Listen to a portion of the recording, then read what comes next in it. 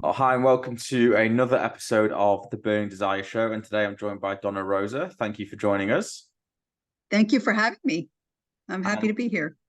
thank you. And I do say this till I'm blue in the face, but I think it's always worth saying. I mentioned it in the just before the call recording that the Steve Jobs quote of "You can't connect dots going forwards, only backwards." So, with that being said, can you give us a brief rundown as to like at school? I always like to know, were you academic? Did you have kind of certain interests? Like what were you like during those days? Yes. Let's see, where do I begin? Well, as you mentioned, and it's very relevant to me, I took the scenic route to get to where I am. Um, I My schooling was in food and nutritional science, and I graduated and then got a job in the lab doing product development for food companies. And then I saw how marketing was calling all the shots. And so I went and got a master's degree in MBA in business. Okay. And so then I stayed in the food industry, but switched over to the commercial side eventually. They didn't let me in right away, but eventually I got there. And I was doing, business unit management, product management, category management, things like this. And then I got sent to Switzerland with one of the flavor companies that I worked for. And I loved that. And I got a really different perspective. I always loved to travel and loved international work. So, but being there is different than being a tourist. So after that was over, my company merged. The office that I was closed, and I didn't have a job to go back to. So I got laid off on a different continent. Wow. And Where so in Switzerland did you live? in Zurich. Nice. Yeah. And it was a great Switzerland's right in the middle of the continent. So you can get anywhere in about 2 hours or so on a flight. And I took the train everywhere, and I really did Europe. So anyway, I came back and I started to think, I don't know what I want to do now. I only know one thing I don't want to do. And that's what I was doing. And I thought, I've accumulated so much experience, especially business experience, and I wanted to share it with those who most need this, what I've learned. And I thought I could either die with this in my head, or I could find a way to share it with the people who most need it. And that's how I eventually wound up in international development. So how Um, just going back a touch, because a lot of people are in positions like you were where they have business experience, corporate experience, but not many of those people decide to go and share it. So what made you think that, oh, I should go and share this? Not just, oh, I'll tell a couple people and mentor some people, but actually go ahead and really focus on that as a mission, I suppose. yeah. Um, I think I'm just a do-gooder at heart.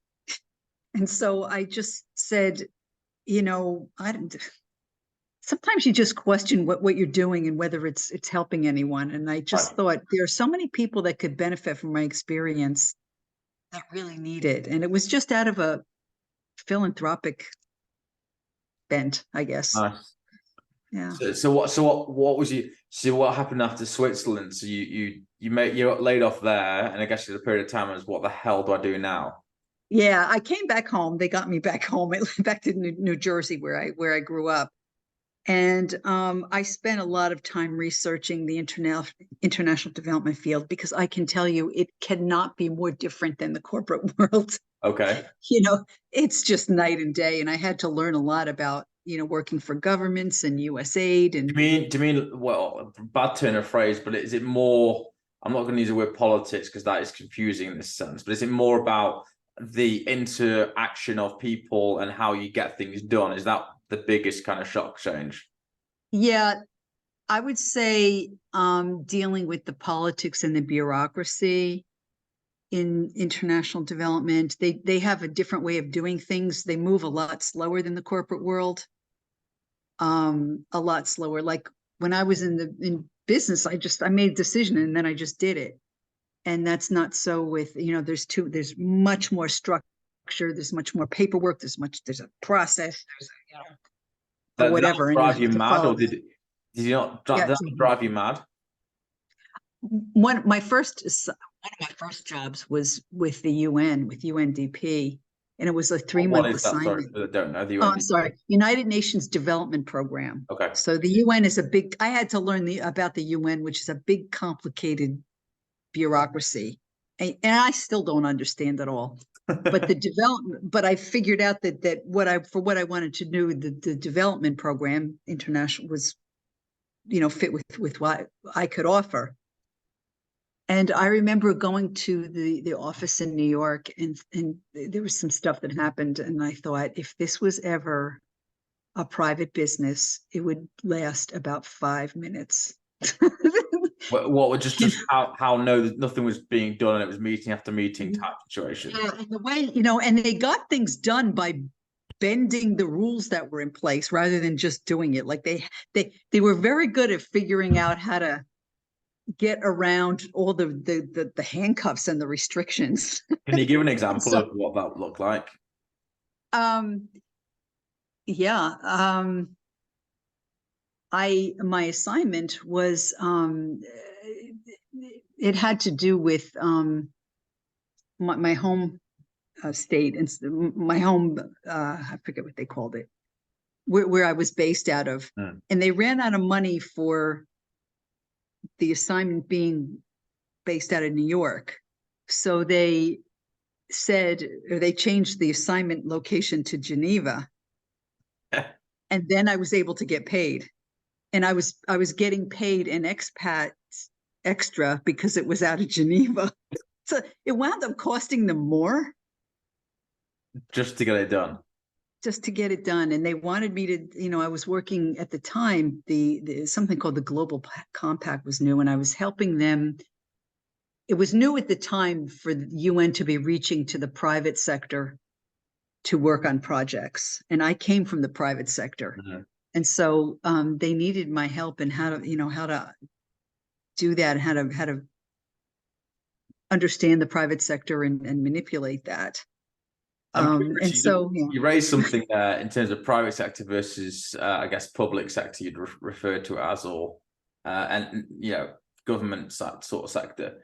Like, are there things that you learn in the like the UN and the public sector that are useful and could be brought into the private sector, or is it literally the private sector because it is more I don't know if the cutthroat is the word, but there's a bigger impetus to get things done. Actually, there's not much you'd want. Like, put it this way: if you could go back now with some of the learnings you had from the public sector, is there any sort of thing that you would go and say, actually, that is quite good and could be used in the private sector as well? That's a really interesting question. No one's ever asked me that, but the only thing that I could think of was I could go back to the private sector and say, I can tell you how to work with the international development community. Okay. I don't think, well, I have some respect for, the donor community, which is what these, the people who are paying for the projects are, the UN, UNDP, whatever. They follow the rules and they put a lot of structures in place, but a lot of times it's necessary because they have to answer to their donors. So they have to track every dollar, every penny, every whatever very closely. And they know how to do that really well. And so I was amazed at the systems that they have in place to track everything. And the corporate sector does that too. Maybe not as thoroughly though. And so I was kind of impressed at the way that they track it. But some of that gets to be burdensome. Every little thing you do has to be signed off by somebody. You have to wait for an approval, a decision, or whatever. It's actually very interesting because, well, not the way this comes out to the general public, but just the way it's been recorded. I recorded one of these yesterday, which will be a week backwards and forwards, however it ends up being. And the fellow was a scientist and going through getting research grants. And there's some similarities there as to he was explaining that once you get that grant, you have to do so much due diligence and so much kind of everything you spend, everything you do has to go through. It seems pretty similar. This kind of very thorough, It's like, very why similar. did you do that? What is this? Like, we give you 100 grand. Where's it gone? Like, sort of thing. I get that. And yeah, I mean, they have to answer to people, and I understand that. I'm just glad I'm not the one having to keep track of all those little details, because that's not Is me. it literally to the extent of, like, if you get a lunch and it's more than the $20 amount that's allowed, you have to explain, well, why did you spend $22.50, sort of thing? Yeah, they would tell you we're only paying you 20. If the rule is 20, it's 20. There's no, the rest of it, It's you. It's on you. yeah, Wow, yeah, that's super yeah, interesting. So you go down this UN route, and what yeah. happened? Where that leads you to? Yeah, so it took me a long time. I figured the only way I could get into this business was to start by volunteering, Yeah, because people didn't know, one doesn't understand the other. So they didn't understand the corporate world and my background. Although at the time they wanted to be, oh, you have private sector business. But then when yeah, it came time um, to actually hire it, they didn't know what to do. So I started off volunteering under what's called the Farmer to Farmer program in the U.S. It's under USAID. Mm. And they were happy to have me. And I went on assignments where I was working mostly with smallholder farmers on their business aspects. Interesting. So I couldn't teach them how to do fertilization and Yeah, technical things. But they were beginning to realize that these farms were businesses after all. And yes. so I would go and help get them in a profitable position, help them find markets, whatever it is they needed. Mm. And my first one was in South Africa. Wow. And I will never forget when the woman, I was in a place called Umtata, and it was like the rape capital of the country, which I didn't know Wow. when I went there. Wow. And she told me never to go anywhere outside the hotel. Just don't. Um, and so it was such an interesting experience. So I got picked up every day, and the farmer took me and then brought me home. And I'll never forget watching her drive away and thinking, I have no idea what I'm supposed to do. I looked down, I had these designer sandals, and I'm standing in the mud, and I'm like, I am so clueless. So, But it's so interesting, because that comment there, like that true, genuine, authentic comment, I say it's a lot of people, and you'll know this from the corporate world. When you really boil it down, most people don't know what the clue they're doing. They just go on instinct. They go on seat of the pants. Like, you true. think everybody knows what they're doing, but like, if you really ask the CEO of some of these Fortune 500 companies, or FTSE 100 in the UK, they don't really know everything that they're doing. A lot of it's based on instinct and what they've experienced. Or they may have just read something in the paper which led them to believe something. But like, they have to have this facade that the all-knowing, all-seeing God of that business. But it's Yeah. nonsense. Like, that's actually not true. And the best leaders obviously to understand that and show that vulnerability and ask for opinions and admit when they're wrong. But there's a lot of those still remaining people who believe, because they're the head of the business, they cannot be seen to not know everything, and they have to make. I'll never forget, on a food basis, I worked for Tesco, which still is the biggest private sector employer in the UK, and was a humongous business. It's the same as Walmart. It's the same business, right? Grocery store. Right. And I remember I was working in the store, and the manager at the time, one of the managers we were walking by doing a kind of walk around the store together. And he said to the guy who was cooking the chicken, rotisserie chicken, he said, Faz, he says, what temperature are the chickens? And he shouts, I don't know, whatever the temperature was. And I said to Rob, who was the guy at the time, the manager, I said, do you actually know what temperature that chicken should be? He goes, I haven't got a clue. He said, but the fact that I ask him every day, like, he thinks I know, so that's all that matters. And like, that's the truth of most business. Like, no, like, if he had said one number, another number, it would have made a difference. But just, the Oh my he's asking God. you. Oh, it was just some of that guy's tactics showed me exactly how not to run a business. Let's put it that way. But yeah, that's corporate for you. People do make things up. So you But you stood in was it Umtata, you said? on Yeah. the farm in Umtata. In, And And what you said is very true, but you take somebody out of their comfort zone and put them somewhere else, you can like triple that feeling, you know, like I just had never. So, but then I soon realized that anything that I could share, anything that I could help this guy with was going to leave him better off than not. You know, even if it was a little teeny thing to me, they need so much help that you know, anything that I could help with was appreciated, and they appreciate it. You know, they're like little sponges. They want to learn everything. And How big was this farm in terms of size and its output and stuff? it had something like 50 cows, which is a sizable operation. And he also had a fermentation facility. He was making a local drink called masi or amasi masa, and it was you take milk and you ferment it. He was losing money like crazy, and didn't really know what he was doing. He was milking his cows, and he wasn't getting much money. So I helped him with some very basic things. Like I said, he had a computer, which at the time it was around 2001, something like that. And the fact that he even had a computer was kind of a miracle. He didn't really know how to use it, but he had one.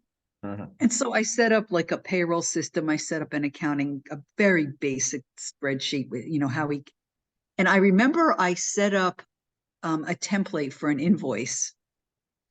And, you know, it was like, you know, the customer and the whatever. And all he had to fill in was how many liters of milk he sold and the price. And it calculated it out. Yeah. It was, and he thought that was the best thing he had ever seen in his life. Because he, you know, he was a farmer. He couldn't do this administrative stuff. Like it wasn't in his skill set. And that's very typical. So anything that I could do to take that administration away from him was like a total relief. And so I heard later that what was taking him hours to do, the administrative, the payroll, and whatever, was reduced to like 20 minutes once I set up these spreadsheets for him. And so, you know, the littlest thing that we don't even think about made a huge difference to this guy. And so we, you know, we figured out a strategy how to grow his business and, you know, get him into, he was going to like get some other animals and get some chickens and some vegetables. And I'm like, no. You have a facility here that you're underutilizing. You need to make more value added products from this, you know, fermentation facility, and then you'll make money, because he could make it at an affordable rate that people could afford rather than the grocery store, which was expensive for many people for this stuff. And he had the ability to do it, and could easily make things like, in addition to this beverage, he could make yogurt, he could make butter, he could make, and things that people wanted but couldn't afford in the grocery store. He could make a decent margin off of that. He didn't have to buy, you know. So you know, he went and got some, you know, additional cows, and he stepped up his dairy operation. And so, you know, stuff like that, it makes a huge difference. And so I'm curious as to, was the intention to see on the micro scale what someone like you could do at one farm, and then see, well, if we've done it there, can we do it wider? Was that the intention? Because it seems kind of drafting in someone of your expertise to a farm in South Africa seemed like a unusual use of your skill, shall we say? Did that make sense? Yeah. Well, that's what the whole farmer to farmer program was. It was set up by USAID, I think in the 40s or 50s, something, maybe 1950s, something like that. And it was started because a couple of legislators that had from the Midwest who had farming business somehow went to Africa or somewhere and decided that they had, same thing as me, they had so much knowledge that they could share about how to better tend their crops, how to grow more, increase their yields, irrigate, you know, whatever. And they set up this program, and the program is all about finding volunteers, and they paid our way, and, you know, they sent the volunteers to other countries to help with specific tasks. Now, most of it is around agricultural skills, because that's where it started. And so there's a whole big program. It's huge now. And there's, I think, 9 or 10 implementing organizations where USAID selects, organizations bid for the implementation of this farmer to farmer program. So USAID pays these organizations to say, okay, we want you to work in sub-Saharan Africa, or we want you to work in the Caribbean, and you have the contract for Eastern Europe, and whatever it is. It's a whole big thing. So the whole purpose of this was to send people who know things to help those who just never had the training. And how long were you in South Africa for at that farm? 3 weeks, I think. Yeah. Oh, right. So really short. I was going to say it can't be a long period of time. Short. Yeah. No. Most of the assignments were 3-4 weeks. I did another one after that. I did several of them actually, and I got a lot of experience. And I was able to pick different geographical regions so that I could get geographical experience. And so there were enough of them. Most of them were not around business skill development, but there were enough where I went and and helped them with that. And so I went to Haiti, I went to Nigeria, I went to Kosovo, Wow. other places in Europe. I went to Russia at the time. It was safe. And every experience is so different, and it really built up my skill set very quickly, because I had to quickly diagnose each business, figure out what they needed, and each business is very different. So that gave me that skill. And so I did that for a while, and then I actually went back into the food industry to pay the bills. Yeah.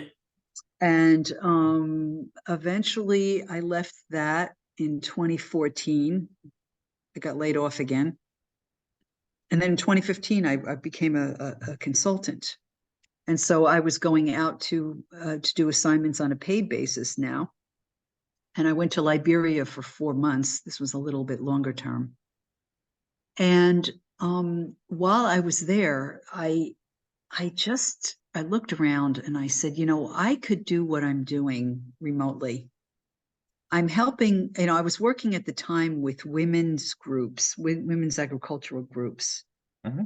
And there was a lot of focus, and there still is, on women entrepreneurs and whatever. And they had me they wanted me to provide support and do business plans for these 25, select the groups and do business plans for them, which I did, very simple business plans.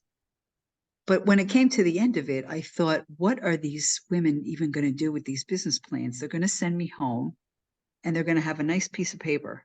And I saw this a lot. And it was because, again, these government agencies, they think it sounds good to do a business plan. Yeah. And so they met the metric of 25 business plans. So they checked that off. We got that done. Whether it's actually going to do anything is another question. Right. And so business is a little bit different in that, when you're doing farmer training or whatever, you can go and teach them something, make sure they understand it, and leave. You can set up an irrigation system. You can have them, provide better seeds and show them how to, increase their, and they learn that, and then they're good. Business is another thing, because stuff happens. And so you need to help them hone their skills. In developing countries, these are called entrepreneurs of necessity.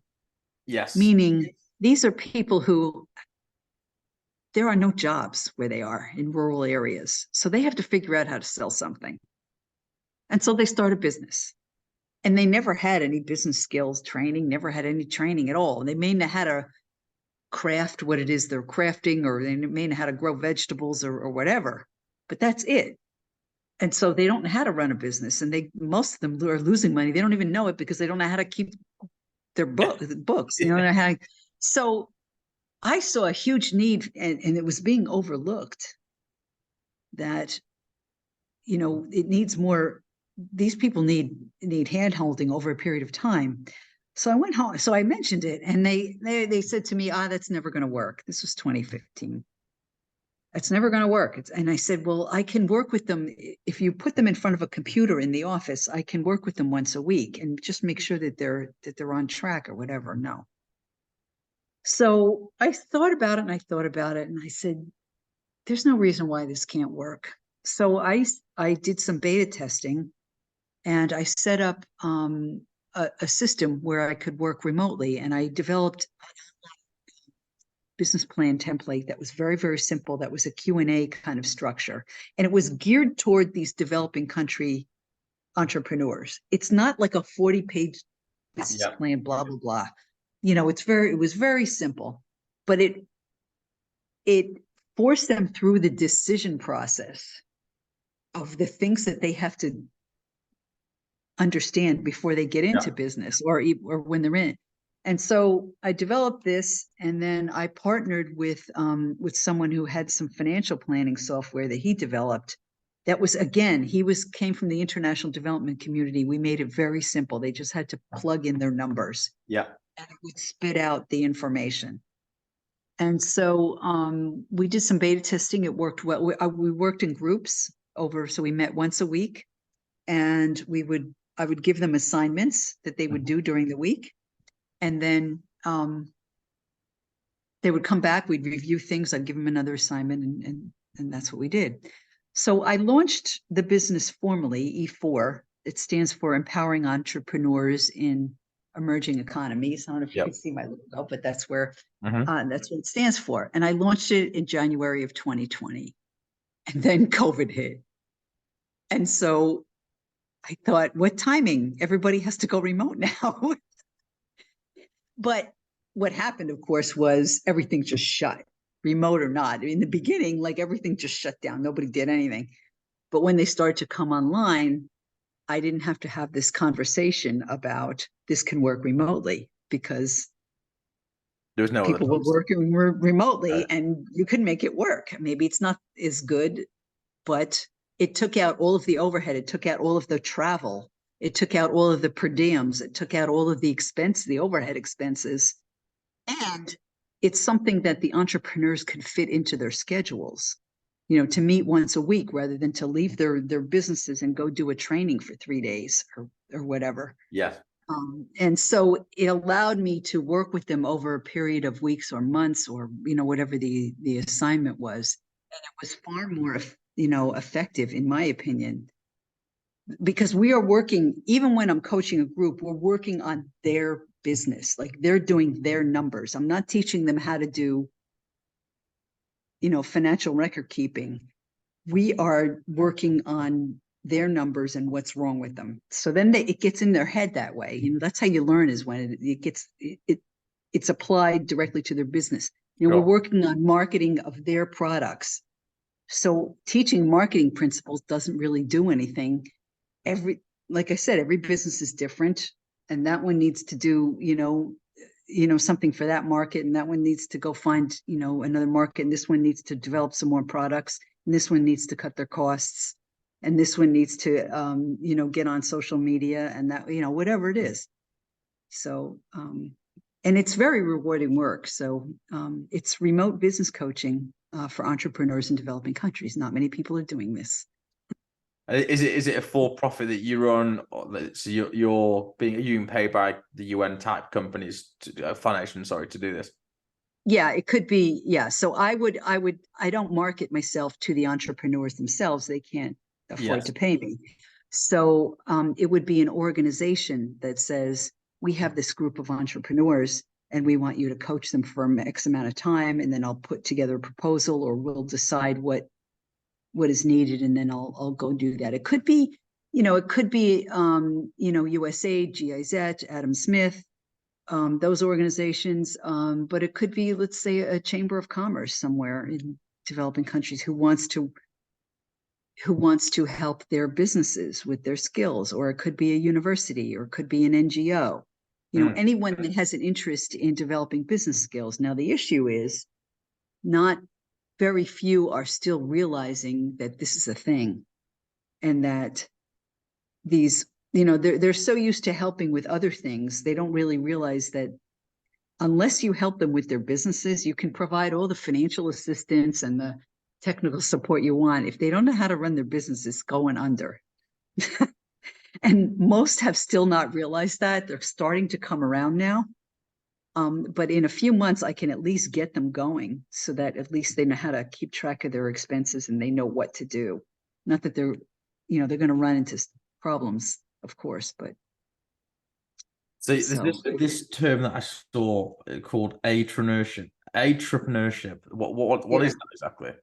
Oh, that was just something. What do they call that? A portmanteau or whatever that. Oh yeah, portmanteau. yeah. It was just something that I put together. It was entrepreneurship that provides aid. Okay. So aid, entrepreneurship. So Got it. Entrepreneurship in the aid community. Yeah. No, that makes sense. That makes sense. It must be very interesting, not only to be helping people in different parts of the world, but also that the businesses that you're, I presume, working with are very rudimentary and very, quite simple in as far as it's here are the inputs and like you just make sure that there's added value, as you mentioned previously, then the output is obviously what you can live on. But it is astounding in today's world how few people, even in the Western world, seem to fathom that. That like even on a personal level, forgetting on a business level, there was a song years ago, and I can't remember what it was, but one of the lyrics was something, and I'm paraphrasing, but it was basically effectively saying it doesn't matter what you're earning. If your expenses or your costs are above what you're earning, you could be earning £1 million a month. But if you're £1 million and 500 on over, you have an issue. Yep. Similarly, if you earn £100 a month, but you're only spending 99, you're always going to be fine. So, it's amazing the lack of financial literacy in general, forgetting business-wise, and it's as simple as keeping a checkbook. Not that anybody writes checks anymore, but the challenge for me is in the beginning was how do I boil this down into something that's very, very simple and basic. So a lot of financial concepts or a lot of, things, marketing, I had to make it just get down to the basics. How much money is, what's coming in and what's going out? Yeah. And I found that when I work with these entrepreneurs, they know exactly what their sales were. They could tell me off the top of their head, how much did you sell that last month or last year or whatever? They know exactly. Then when it comes to the expenses, to get to your point, that's another story. So when I get down to let's write out what your expenses were, it was this and that. And I'm like working with a farmer and I'm saying, did you buy sacks for the seeds? Yeah. Did you buy lunch for the daily workers? Oh yeah. Yeah. Did you buy labels for the packages? Oh yeah. Did you buy, and I started questioning about all the, did you pay and for, it goes from this generate? to like this. And then I put it down on paper and I showed them and I said, guess what? You're losing money. I had one entrepreneur that she was reselling things and it was a great idea. She was going to a different region from where she lived and she was buying things in that region that was specialized. Yep. She was bringing it back to her region where they didn't have that. And she was reselling it. And it was a great idea. And she was making money, I thought, until she told me about how she paid a farmer in a different region to grow, I forgot what it was, oil, pineapple, something or other. And she gave him the seeds to grow it and he grew it. And then he took a small, fee to grow it. And then he gave her all the produce back. Well, she forgot to figure in what it cost her to buy the seeds and the inputs for him. And I called her up and I said, you need to know right away that you're losing a lot of money because you didn't account for all the inputs that you gave him. Yep. That's your cost. And so, he was charging a small fee. And so that happened a lot. So it was the expenses that usually got them. Mm.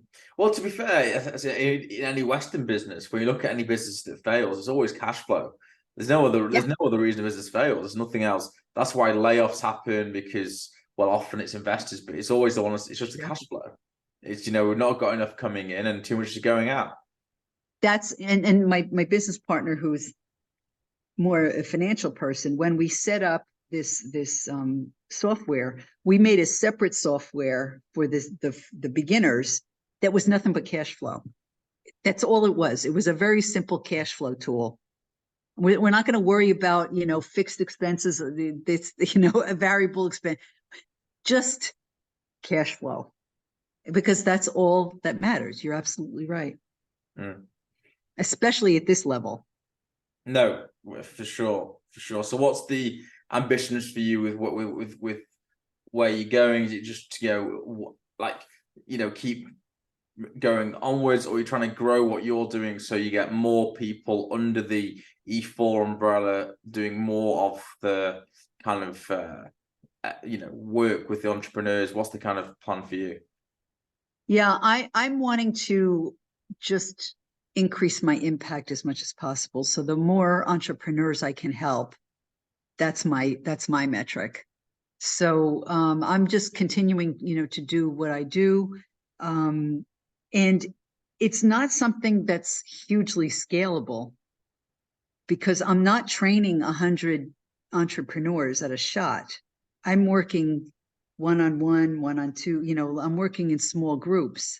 And so it's not a hugely scalable thing, but I feel like the impact is much higher because I'm actually helping. I can, we take stock, for in all my assignments, I have to submit a report as to what we did and what happened with each business. So I can, write out, I can show, this is where we started off and this is where we are now. I just did that. I'm doing a mentorship program under the Food and Agriculture Organization, and another organization called IFAFN.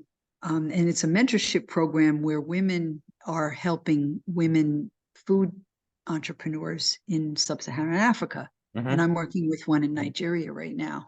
And we put together a list of where she was when she started and then where she is now. And it turned out to be this huge list. And she didn't realize it. You don't realize it till you sit down and figure it out. And so she still has a ways to go, but we figured out she was going down one route. And I said, this one would be much more profitable for you. So we're in the process of, I can't talk about it because it hasn't been launched yet, but this one's going to make you a whole lot more money. And it's very, very doable for her. So, it's the stock taking and it's the evaluation. So I'd rather make a bigger impact on fewer entrepreneurs rather than. That makes sense. That makes a lot of sense.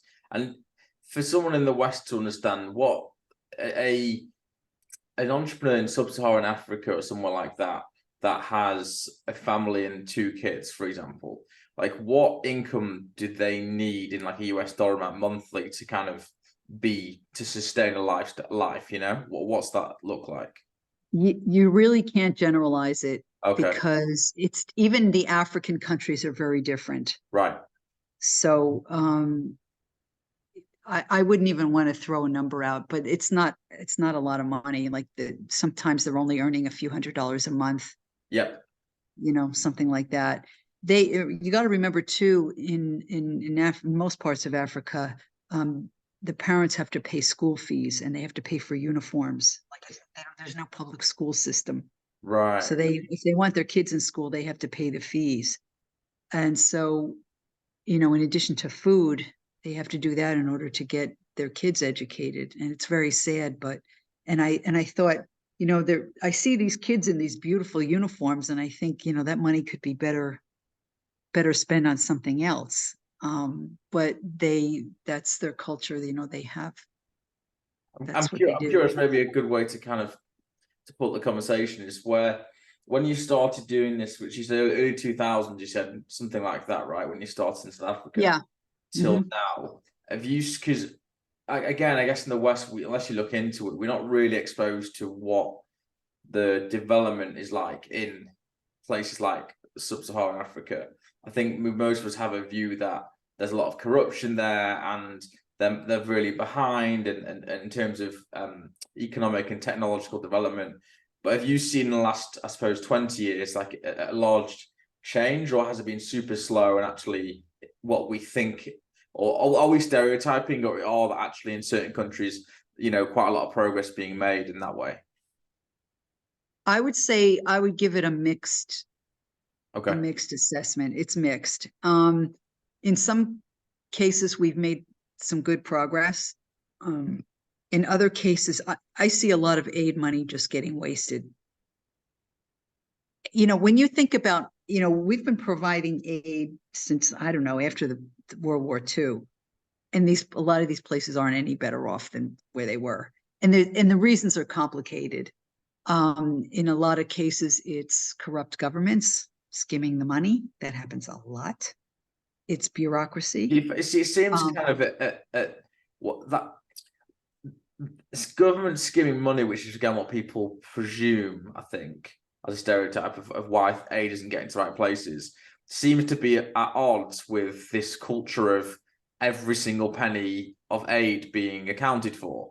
How is it that's so strict, and yet somehow it's just going out the back door? Like, how do those two things work in the same system? There's always going to be a person on the inside Is that basically what it is? funneling this. Yeah. So they're classing. I hate to generalize that that's always the case, because it's not. Kind of what? So they're classifying it as something which it is not, and it's. Yeah, there's that corruption that's part of it, but a lot of times they're spending the money legitimately, just they're not doing the right things with it. Okay. They're not doing it's the effectiveness. It's what it gets back to before. Like, they're spending money on business plans that are not going to help anybody. So it's a matter of spending the money on things that are going to help, and things that are not going to help. So it's a complicated question. COVID didn't help at all, in these countries. It set them back in terms of their food security and their incomes and things like this. So they're coming out of it now. But in some places are doing better than others, and a lot has to do with the governance. Rwanda, for example, has pulled itself, they had a terrible civil war, and the genocide and whatever, and they have a leader that has completely pulled that country out of that, and is really making a lot of good progress. In other places, there's coups, there's there's corrupt, there's people that stay in. My last kind of question, which is not controversial, but it's just one of those, is what does I guess the people that you're helping are receptive of the help, because that's why they've kind of themselves signed up to this. But is there a kind of view as well that's like, why are these white, or why are these Western people, let's go with that, coming in and telling us how we should do does that happen a lot, or are they quite receptive of, actually they're more quote unquote advanced economically, we should probably listen to them? Yes, that's quite a controversy, actually. And it has been for some time. And they're absolutely right in that, a lot of these countries were colonized by white people. That didn't do anybody any good, what do you mean? You just come in a country and just take over? Are you kidding me? But that happened. And there's a movement now to use more local talent, more local skills, rather than bringing in people from elsewhere to go in and tell people what to do. When I go in there, I always meet with whoever it is I'm helping, and we have a conversation. We talk about and I ask, they know better than I do what they need. So you have to make it so that, level the playing field and say, okay, tell me what your issues are, and tell me what you need. And then if I can help you, maybe I can. But there is much more, and it's about time. There's more of a focus on, is there anybody locally that can do this job, rather than to bring Donna Rosa over from Florida. And that's how it should be. But we're not there yet. And so there's still, if I could build capacity, if I could help those people help the local people, that's a good thing, so that at least it goes on from there. Yeah. So yes, that's very much a concern. Well, it has been super interesting and to kind of hear about a world that I think, well, certainly I don't really think about that much. And I think a lot of people listening or viewing or what have you probably don't. So thank you very much for kind of shining a bit of a light onto, yeah, more of a macro global kind of situation and what's going on. And yeah, it's been super interesting and I wish you well with your work. It sounds like you're doing a great job. And, you know, there's anecdotally, there's a show in the UK recently in the last couple of years that's come out, which is, you wouldn't know the personality maybe, but a guy called Jeremy Clarkson, who was a very kind of outspoken television presenter on a program called Top Gear, which was all about cars. And then he bought himself a farm, and then there's this Amazon Prime documentary series called Clarkson's Farm. I don't know if you come across this. Have you come across this? Okay, so it's interesting because listen, it's very tongue in cheek and it's obviously created for dramatical purposes, entertainment. But what it does is it actually gives you a bit of an insight into how hard a job farming actually is. Like it's a very, very difficult occupation or career, or whatever you want to call it, or business maybe. And it kind of does shine a light, and it's very jovial and it's entertaining. It's based in Britain, right? But I think it does really kind of hit home to go that whatever it is, bread that I'm seeing or milk, whatever it is, eggs, like there's actually a whole like process behind that. It's not just like, oh, I go into the supermarket and there it is. We're just used to that, right? It's just so easy. And so, yeah, that's been quite interesting in terms of actually, again, shining a light on actually how challenging even in a developed country farming is. And so then in a not so developed country, I can imagine how much more difficult that is. So yeah, your work seems to be amazing that you're doing. One of the things I always say is if you think running a business is hard, you should try it in a developing country. True. They don't have the help, they don't have the skills, they don't have the support, they don't have they don't have electricity, they don't have, so yeah. Yeah, absolutely. Well, thanks so much for your time. And yeah, really appreciate it. It's very, very interesting to speak to you. Thank you. Thank you for having me. I enjoyed talking with you. Thank you.